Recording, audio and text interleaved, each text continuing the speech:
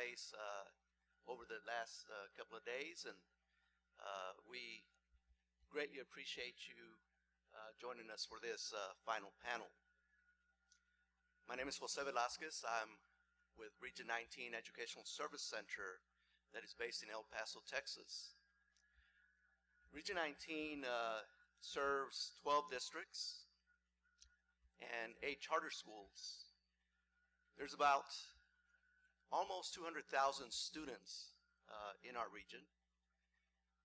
Of those, there's about 90% Hispanic and almost 30% English learners. We're in the far west Texas part, very close to the border. Today, in this panel, we're going to be talking about the impact of the social climate on students and school culture. I'm a former high school principal. I'm also a former bilingual ESL teacher.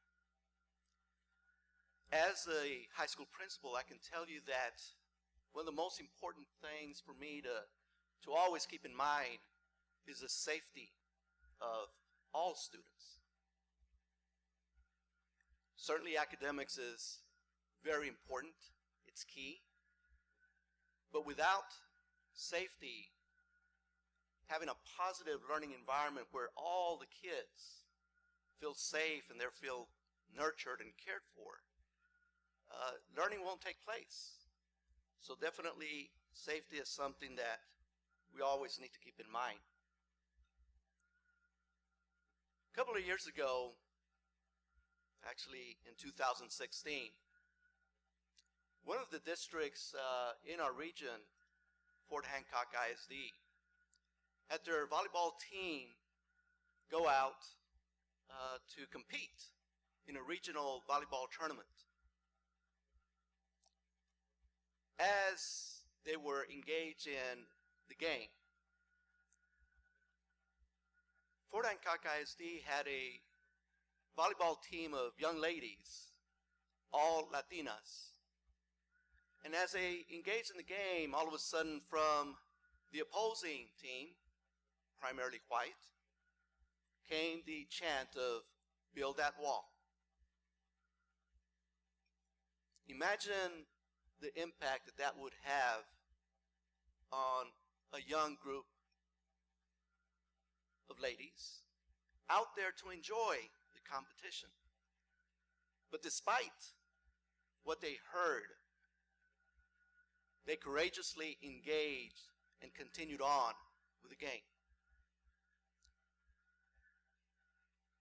A few weeks later, I was doing an evaluation of a dual language program in a central part of Texas. That morning, when I was interviewing some teachers, it was a focus group. The teachers were not able to really focus on the dual language program because, first of all, they had to share something that they had just witnessed in their classrooms that morning. This is an elementary classroom, and some of the young kids, Latino kids, were being told by some of their classmates, pack up your luggage and go back to Mexico. You know, there's something going on that needs to be addressed because it's culminating, you know, this social climate that our students are exposed to on a daily basis, being immigrant, being Hispanic. Our students are exposed to all this media, the headlines, all these conversations that are taking place. And there's a rising numbers of immigrant Latino students that are experiencing depression and anxiety, which is something that we need to certainly pay attention to.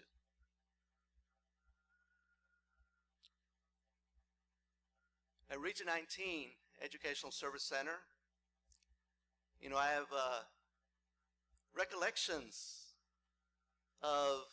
whenever I showed up for a presentation and then, whoops, I forgot to bring a tie, right? And so then I would rush out to the nearby Walmart, because that Walmart always was dependable of having some ties for me available. So I'd stop by, get me a tie, go back to work. Sometimes during lunch hour, I'd go by there to check out the toy section to look for toys for my granddaughter. So I'm very familiar with the Walmart. There's just less than a couple of miles away from Region 19. So I can visualize the people that go there. That on August the 3rd, there was a large number of Hispanics. In fact, there were also visitors from Mexico, and I'm sure immigrant students as well, or families. And I can just picture the excitement of going back to school, because they were shopping for going back to school. It was that time of year. We know what happened on August the 3rd. An ideology of hate visited El Paso, because El Paso is actually a very safe city. It's a welcoming city. Families are always around, and you can see the happiness as they engage in family outings, just like they were that August 3rd morning. A few days later, in the state of Mississippi, there were ICE raids conducted across the state that impacted hundreds of immigrant families. Children coming back home to find that their parents were no longer there. There's a social climate that we need to address. We hear about the incidents that are going on outside of school, but the impact, the psychological trauma is being felt within the walls of our schools. Today, I am joined by two courageous leaders that are going to share some of their reflections about these events. They're going to share their insights as superintendents, their perspective about the events that occurred, the response to these events, and then we're going to invite some questions from the audience, because we need to search for answers. And I think having a collective group of leaders from across the southern states, all gathered in one place, thank you to IDRA EAC-South for making this happen. Collectively, networking with each other, having these courageous conversations about how to be proactive. How do we build community? How do we build that positive school culture in spite of the social climate that we live in? How do we develop our students into the leaders that are going to be contributing as a community? I absolutely love the previous panel in terms of the phrase that was shared. I am because we are. We are one. So let me go ahead and introduce our first panelist, Dr. Juan Martinez, who is joining us from Region 19 area. He is the superintendent of Clint ISD. Let's give him a warm welcome. Thank you, Jose. Thank you, and thank you for the invitation. And I guess before I comment on the events in El Paso, let me just give you some background, personal background that I'd like to share with you so that you understand my French accent. Uh, I was born and raised in a small little town in the northern part of Durango, Mexico. My mother happened to visit her mom. My mother lived in El Paso and went to visit her mom down to her little town, a town of less than 100 people. We had more cats and dogs than people.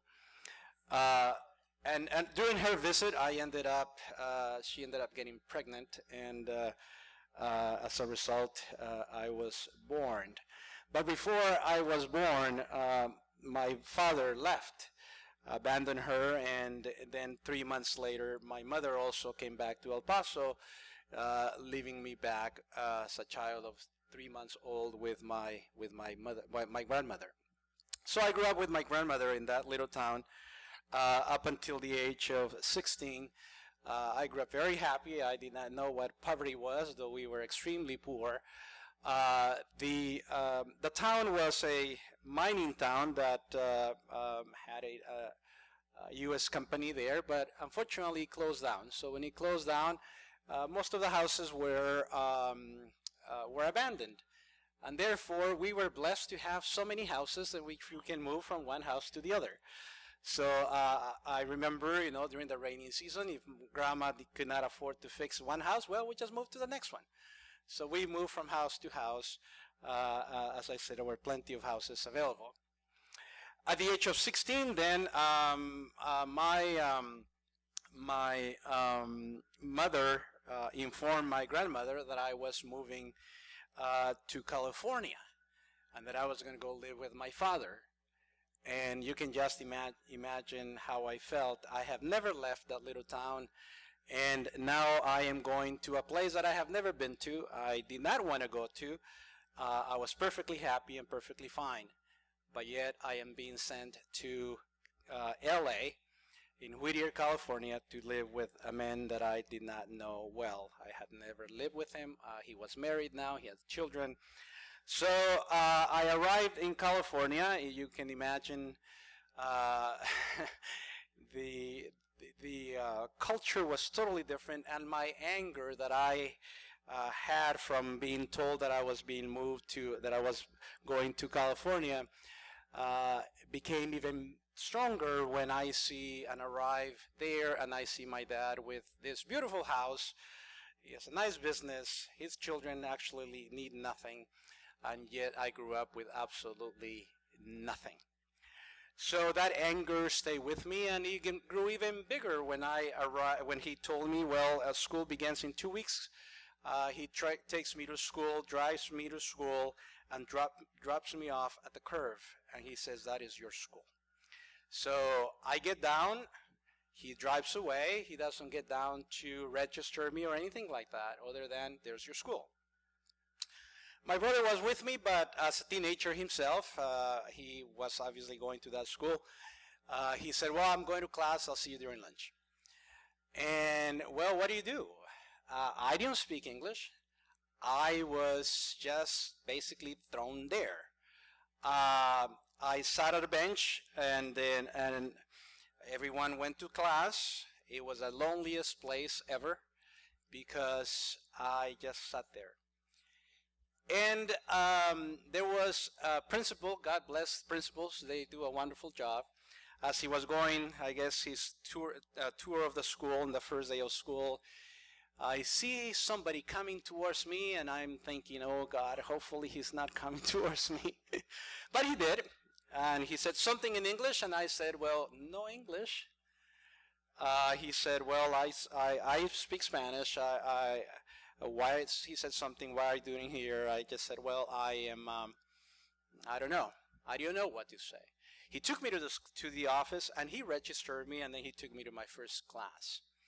So, long story short, at the end of the year, I said to my dad, I'm going back home. I don't like it here. I want to go back to my hometown. I want to see my grandmother. I haven't seen her in a year. That is an eternity. I need to go back. He said, no, you're going to work in my business, and you're not going back. I said, hell no, I am going back. I am going back. I haven't seen my grandmother in a year. I need to go see her. So I did. And at the end of the summer, my mother got the call. My brother was welcome to go back to California. I was not. So my anger even grew even stronger, right? So he said I was not welcome back. So anyways, I stayed in El Paso with my mother, living in a very small apartment. I never had my own room. I slept on the couch during my 2 years of high school, remaining 2 years at El Paso. Mom worked cleaning houses, worked at a hotel also, cleaning rooms, and so she could not afford a house or anything like that. So I basically lived in the living room that was my room. I graduated and then I went back to California, basically looking for employment. And while I was there in California, I lived in a migrant house. It was full of drugs, and I didn't want to have that environment. My grandmother said to me, "You're going to California. We are poor, son, but you're not stupid. Don't ever do any of that stuff. It's going to kill you, so therefore stay away from drugs." And she was right, because I was surrounded in that environment, both at the factory where I worked and also in the places that I visited. So I had to swallow my pride, and I called my dad and I said, can I go live with you? I can't live in this situation. He said, yes, you can. However, I said, I don't want to live in your house. I know you have a room outside. I like to live in that room. And well, little did I know that it wasn't a room, it was a shed.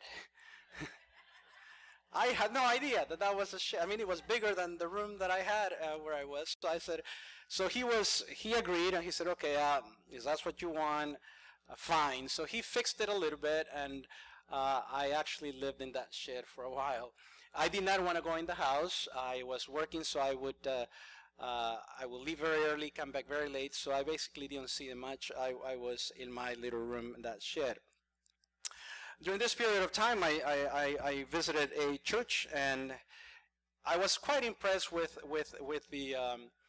the pastor, who will say things like, education is the way of the future. Education, you can get better, if you are educated. I did not know much about what would happen to me. So he said one day, well, we're going to send you over to La Sierra University and spend a week there, and we want you to be with the professors, the students.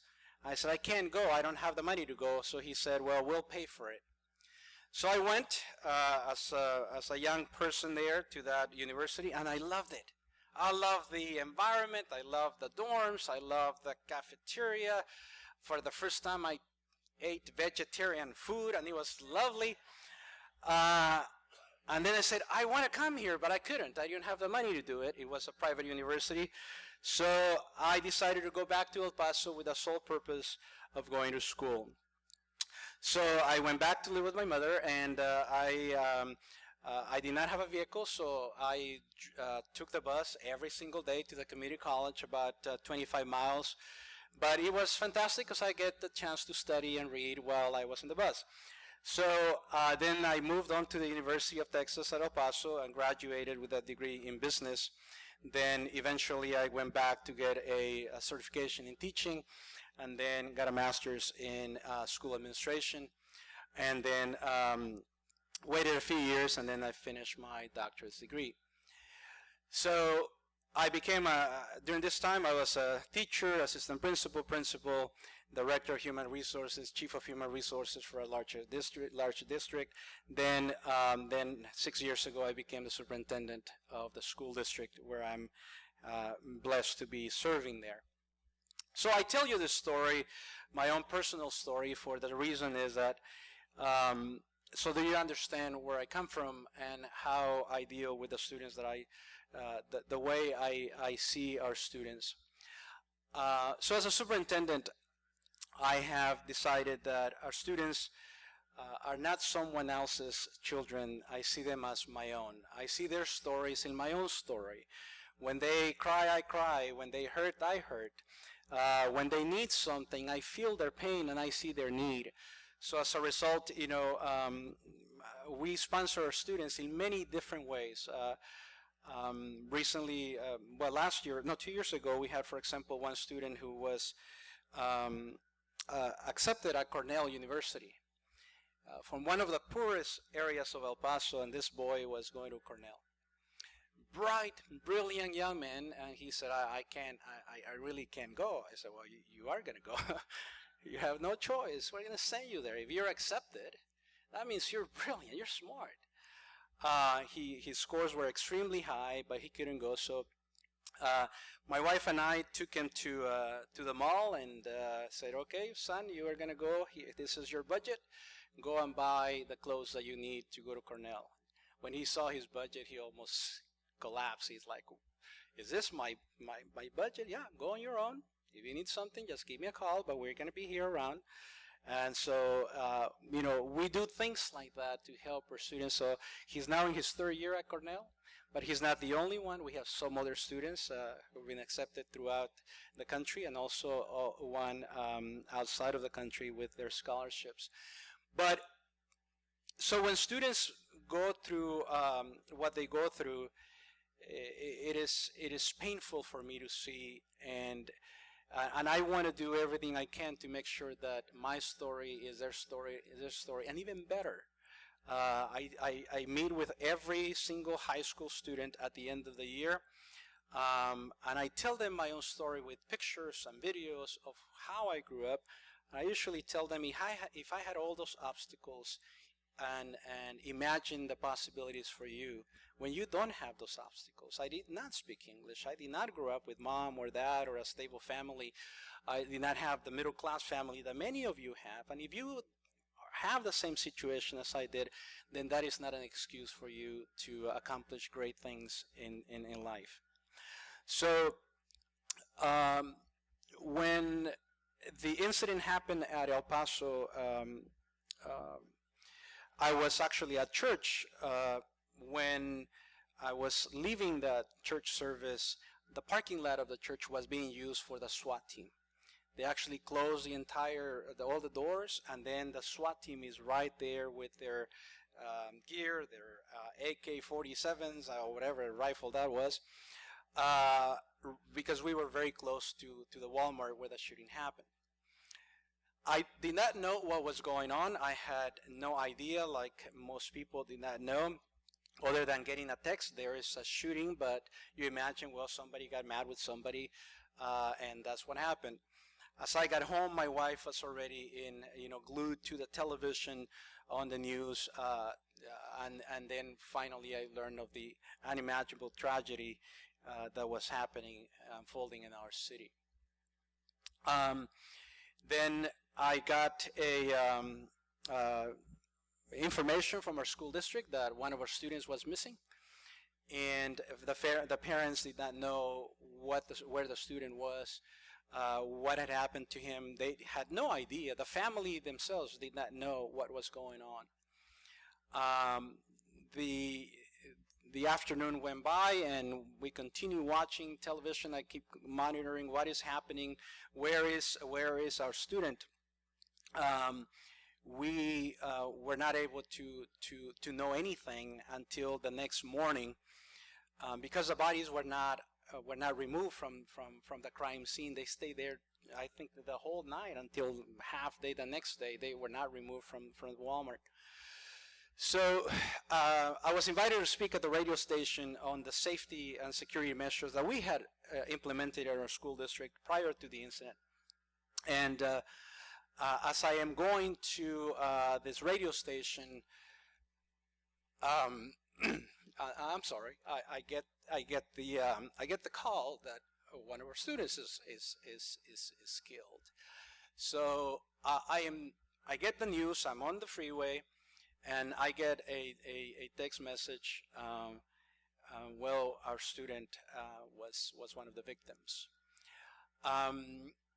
And you can just imagine, I'm trying in my mind to remember who is he. Have I met him? Have I spent time with him? Have I talked to him? Because though I'm the superintendent, I spend a lot of time speaking with students. I don't go to restaurants. I eat with the students every single day, middle school, the high schools. If the cafeteria is good for them, it's good for me. So therefore, I eat with them all the time. So we get a chance to talk about their needs, their fears, the school climate, classroom, instruction, everything, any topic. So every day I use the opportunity to speak with them. So I'm thinking in my mind, who is this boy? Who is this boy? But of course, I'm already crying. I had to inform my board president. The board president is crying on the other line. She is very, very emotional, just as I am. And then as I'm driving on the freeway, I have to pass for the first time right in front of the Walmart where the incident happened. So as you don't want to look, but you do look, you see everything surrounded by the sheriffs, the police, and of course those emotions just become even stronger. And so that day is absolutely terrible, because now is not only our city, we are already in shock, because our city is not a city of violence. We are really very welcoming city. Frankly, I'll be honest with you, our students are not accustomed to the differences in races or anything like that. We're not. We're simply people. So I organized I called all the administrators and counselors on that Sunday evening. We all came together to plan of how to address the needs of our students and the needs of our staff. Everybody is mourning, everybody is crying. So now we have to take care of the students, but also the adults. So we gathered at the central office that Sunday. Everybody came, and then we have a specialist, grief counselor, who is a specialist, and she guided us through the process of how to deal with the little ones, how to deal with the babies, how to deal with the elementary schools. With the elementary schools, I've learned, we don't elaborate on things. We need to make things as normal as possible, answer their questions, but not elaborate. They are not capable of still understanding the situation. So she guided us through how to deal with the elementary students. Then with the middle school students, a different process on how to deal with the middle school students. And then, of course, with the high school students. The high school students, they want to do something. They are mourning, but they want to do something. They are at a stage where they want to do something. So she guided us through that whole process, and then we organized the next day. I spent the entire day at the high school where the student attended to organize a vigil that afternoon. It would be the first vigil of the victims in El Paso. And I wanted to have a vigil that was not just let's gather and turn candles on and say a few words, but I wanted to have a beautiful memorial service. And so we called different places and asked for example, the big screen, the jumbotron that we had on the screen, the platform, the flowers. We had beautiful flowers, pictures of the student. Everything was donated. To rent the jumbotron was $9,000 just to get it. I wanted to have a video to honor our students for the entire country to see what was going on. And we called. They told me, well, it's $9,000 to rent it. I said, tell them to donate it. And to my surprise, they did. They said yes. Then we came up with ideas. Okay, what else we do? We say, well, why don't we release doves for each one of the victims? Okay, where do we find them? I don't know. Let's call somebody. So we called a place, and they did offer them they brought them for free. So we released, doves for every one of the victims, and of course, for a student, the family was there.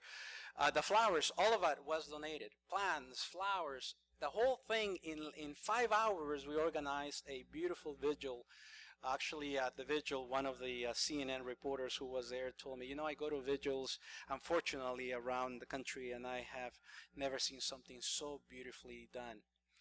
So we work together as a team with our district, with our principals, counselors, assistant superintendents, transportation. Everybody came together to honor our student, and of course, mourn with the community. And then I planned what I was going to say. I planned my speech. I went to the office and I practiced, and I practiced, and I practiced. And I said, I am not going to cry then when there's so many television cameras here, though I am struggling with my own emotions because of what is going on with the city and what is going on at our schools with our student. So obviously, as I practice my speech, I am crying and crying and crying and say, you know what? I can't do that in public, so I am going to hold off on those emotions, and I felt I was ready. I said, okay, I'm ready to go and prepare my prepared remarks. And as I began to, we had our memorial, we had our band play beautifully, we had our honors choir sing beautifully too. I couldn't hold on my emotions. It was extremely painful, and as you can see, it still is. It's not going to go away, and it hasn't gone away. Our students are still struggling with those emotions. Our students continue to struggle, and how do I know? Because we have to deal with outcries, suicide outcries constantly. And in our district, we have, every student has a Chromebook. Every close to the 12,000 students, the district gives them a Chromebook. And in this Chromebook, it's a fabulous tool, but we are able to immediately know what the students search. So we have put in place a mechanism in which if a student searches how to kill myself, we immediately know within the second. 5 people get an email from that search. So that has been constant. How to kill myself, how to commit suicide, all these different searches that they do. In fact, just yesterday as I'm sitting here, 3 of them came in. So, but thankfully, because of this Chromebooks that we gave our students 4 years ago, and we continue to maintain that technology, we are able to immediately go and address that with the student, the counselor. Thank you for that. Appreciate it. The counselor, I have given directives that anytime that we get that email, it is a suicide outcry, and we have to put in place a protocol in place. So that is taken care of. On the weekends, if a student searches anything, we also know. We actually, technology one evening, it was a Saturday night, and I get the email and that the student has searched something inappropriate. Well, it was how to commit suicide. We called the home on the weekend, and mom was actually very appreciative that she had no idea that this was going on with her son. She had no clue that her son was going through all these emotions as a result of the violence that he had experienced, and now he was searching, how to commit suicide. So mom, was extremely appreciative that the school district, even on the weekend, we will take the time to call and address. I have given directives to my staff that anytime that happens, I have to know. Because if that happens from the superintendent, everyone is involved to make sure that the student is safe. I don't ever want to experience another funeral because we failed to do our job. As I said, our students, I don't see them as your students, your children. They are my children. And I want them to have an experience of the social capital that I had, whether it was the church or the school, the same social capital that they should have in their schools. My cell phone is actually very public. It's given to parents. is given to students, and they can communicate directly with me without having to go through the chain of command. I have experienced some pushback because some people feel that there should be a chain of command, and that's true, there should be. However, for a parent who is struggling, the chain of command sometimes doesn't make sense. Sometimes a chain of command means I don't want to deal with the problem. So when a parent calls me or a parent texts me or emails me or whatever, I have created an environment in which the principal is not in trouble. The counselor is not in trouble. The assistant principal is not in trouble. If I get the text message from a parent, it's an opportunity to find a solution for the parent.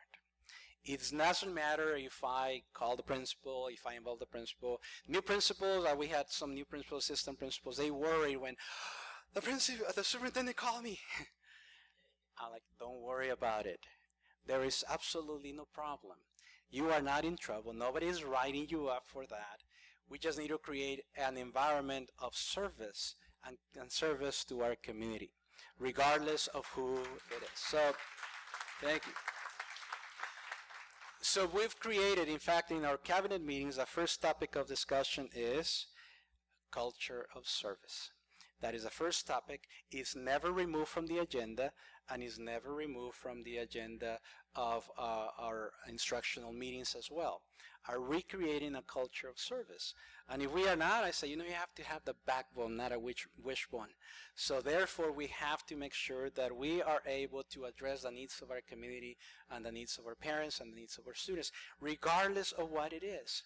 And don't be offended. You adults need to stop being offended when the children use a language that is not very appropriate. And sometimes they use the F word. And sometimes they say it directly to you. And guess what? And the first reaction is we're going to go and make sure that let him have it. My grandmother did that. But in my view it's a cry of something going on somewhere in their hearts, somewhere in their lives, and therefore that word needs not to be an offense to you or an insult to you, but a cry for help. And it happened to me, actually. We had students. Am I taking too much of your time? I was at a middle school, and I see the monitors walking on the hallway behind two students, and the students were using some very interesting language. I followed them all the way to the detention room or wherever room they were going to, and I addressed a student, and one of the students recognized me right away. Sir, I'm sorry, sir. He didn't know what to say. Son, I need to talk to your mom, but I'll call her later. What about you, son? And who the F are you?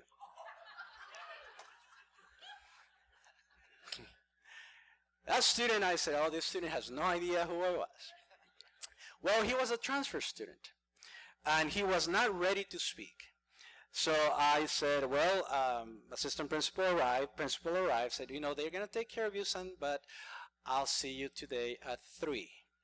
He did not know that I was going to follow up with him. So I went back at 3 as I promised that I would. I met with the student, and the student then wasn't ready to talk. I said, okay, well, unfortunately, the principal was extremely agitated for what the student said after I left, to the principal, to everybody else. And he said, well, he has to go to the alternative school. And I said, well, I will give you permission to send them. So we sent them to the alternative school. However, though, at the alternative school, I have an office there, a little conference room, in which I follow up with the students who are placed at the alternative school. And so I followed up with him, and they called him from the classroom, and he was like, you again. I said, son, you're not ready to talk. Let me tell you about me. So I told him my story, and finally he said, I'm ready to talk. Now I said, I want you to tell me your story. And when he told me his story, I said, I don't blame you for what you're feeling. I don't blame you for what you're going through. And he said, may I say some colorful language? Is that okay? Can you turn off that? I don't know if I should say it, but he said, sir, life is full of shit. And I said, yes, I grew up in a life like that. But you will keep adding shit to your life, then you will be buried in it. Why don't you use your life, your story, and transform it into something good? Because you're angry now, and so was I. You know, I was angry with my dad for abandoning me. It hurts to this day. And so you're angry with your dad too, because he left you. Your mom, I know about your mom. She's working 3 jobs just to put food on your table. What will happen the day when you have to bury her like I did with my grandmother? What honor would you give to your grandmother? Son, this is not the way. It was my honor to graduate this young man just this past May. And the student went back to his school, and the last remaining years, he was there for 4 years, not a problem with the student. But when you build those relationships and tell them you're real, that you really care about them, then you can transform the lives of children. But you cannot do it if you just don't care. You have to care. From the top down, you have to care. And you have to say, you know what? You're not just somebody else's son. You are my son. You're my kid. And, you know, sometimes, yes, they use colorful language, and I don't swear. My wife will kill me if I have said those words. But students do. But don't be offended by those. It is a call for a cry for help. I had another student who said to me, the principal asked me to speak to a group of students because they were getting in trouble. So I said, okay, I talked to a whole bunch of them.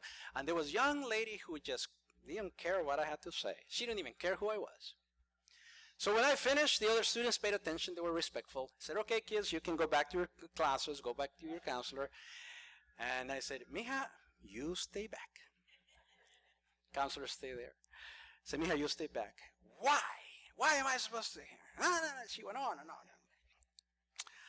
First question to her was, tell me what's in your heart. That's it. I said, I'm not offended with everything you said. I'm not insulted for anything that you said. Just tell me what's in your heart.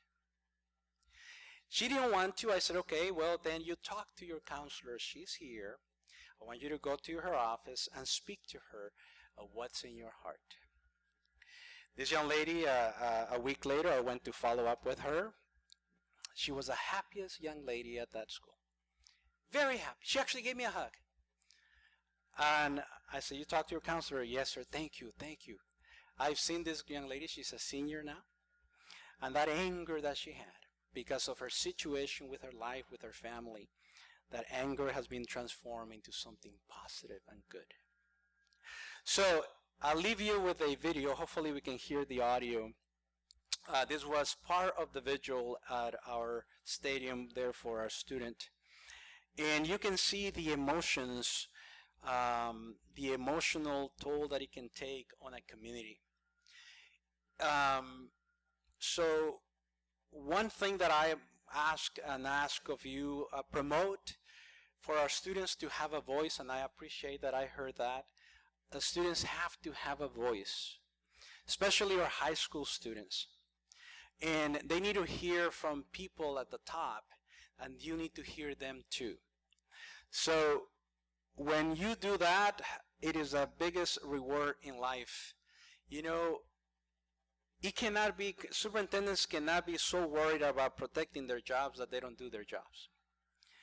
We have to be able to sacrifice even our contracts if necessary when you have to speak on behalf of students. And when you speak on behalf of students, you go home and you sleep very well. Let God take care of your contract. So, anyway, so I'm going to show you just a little bit of a video here. and you can see why we were so hurt for what happened in our city.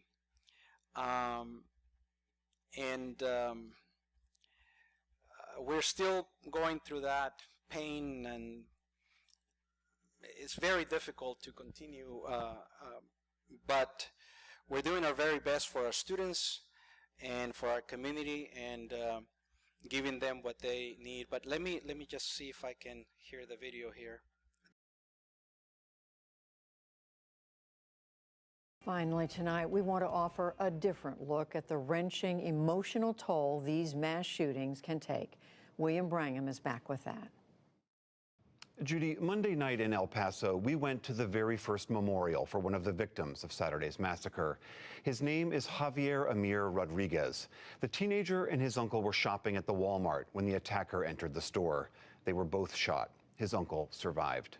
At Javier's memorial, held at the football stadium at Horizon High School outside of El Paso, friends and teachers remembered Javier as a happy-go-lucky boy, a great soccer player, and a good friend.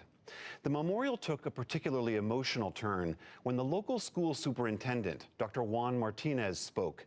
Here's a brief, edited excerpt of what he had to say. Tonight, even though we are angry and mourn the death of a friend, our student, our son, we refuse to accept darkness as our closest friend. Darkness came from outside of our city and took Javier away from us. But Javier will remain in our hearts as a symbol of goodness and love, respect, and kindness for one another. And that darkness can never take away from us. Javier did not deserve to be taken away from his family.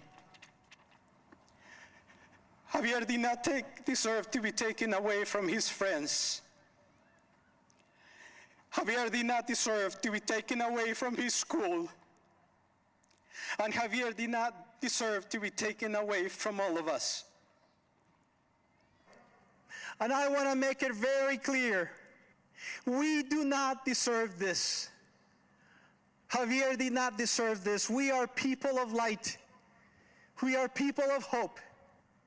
And we hope, truly and sincerely and with all my heart, that this will never, ever again repeat again anywhere, in any school in this country. No, not our children. Stop taking them away from us. No, not one more. Please. Not one more. We may have differences, but there's other ways. There are other ways to address it. Not with violence, not with hate, not our children. Please don't. Not one more. Javier Amir Rodriguez was 15 years old. Thank you. Not one more.